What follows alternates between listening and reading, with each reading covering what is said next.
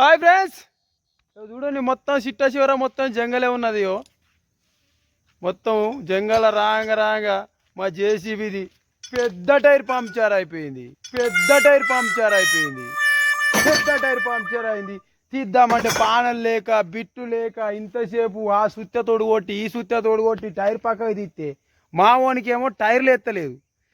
నేను వాడదానంటే ఏమో ఇంటలేడు.